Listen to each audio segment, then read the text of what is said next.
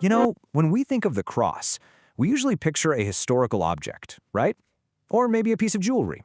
But what if it's something more? What if it's not just a symbol, but a principle for how to live? Today, we're going to explore how Christian thought really transforms the cross from a single event in the past into a radical daily instruction. Okay, let's dive into this. So it all kicks off with this really simple, but kind of intense, invitation in the Gospel of Luke. Jesus calls his first disciples. These are fishermen, a tax collector, and their response is just absolute.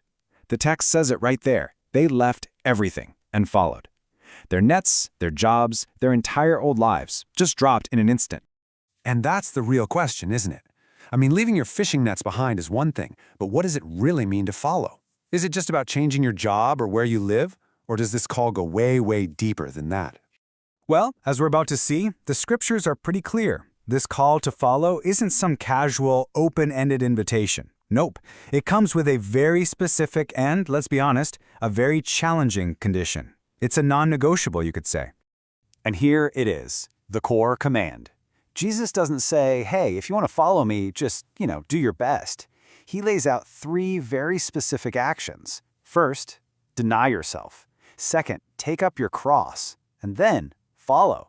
So get this. Following is actually the last step. The cross, that comes first.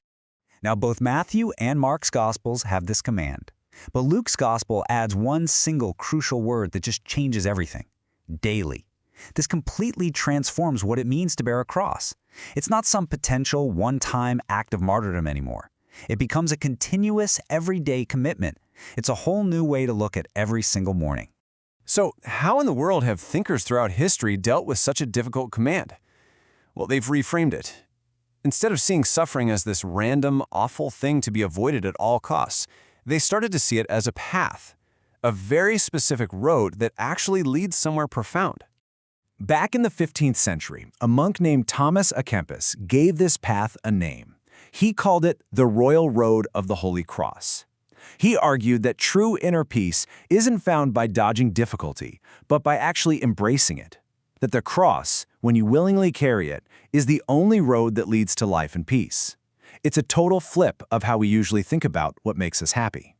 Okay, fast forward a few hundred years to 1984. Pope John Paul II gives this old idea a modern theological name. He called it redemptive suffering.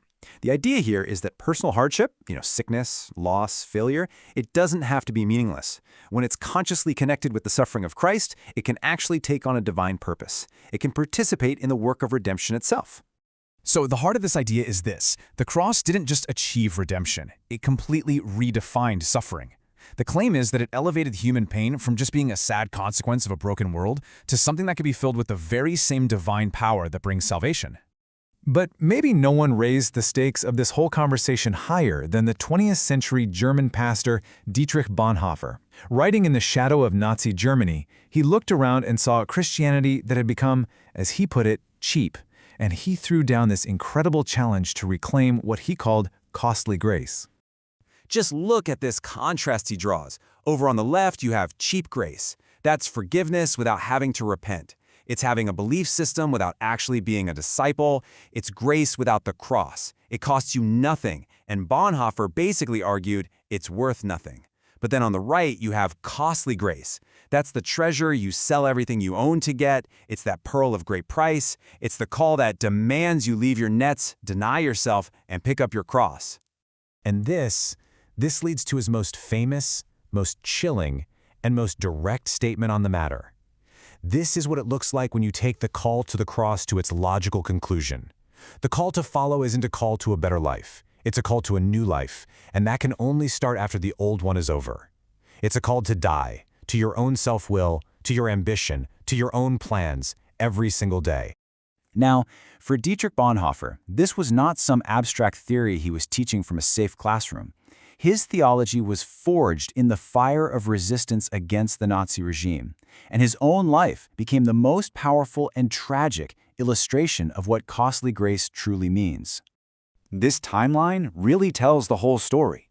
In 1939, he had a ticket out, a safe, prestigious job waiting for him in New York. But he made the deliberate choice to go back to Germany. Why? Well, he felt he couldn't be part of rebuilding Christian life after the war if he hadn't shared in the trials of his people during it. So he joined the resistance, was arrested, and just a few weeks before the war ended, he was executed. His life became the ultimate sermon on what costly grace really is. So, we've gone on this journey, right? From a simple call to follow, to a daily command to bear a cross, and finally, to a life that paid the ultimate price. What becomes really clear is that in this way of thinking, the cross isn't some optional accessory to faith. It's presented as its transformative, unavoidable, non-negotiable center. And that leaves all of us with a pretty difficult question for our own time. I mean, we live in a world that sells and prizes comfort, convenience, and avoiding pain above almost everything else. So what on earth could it possibly mean today to willingly choose a path that's defined not by ease, but by the cross? That's definitely something worth thinking about.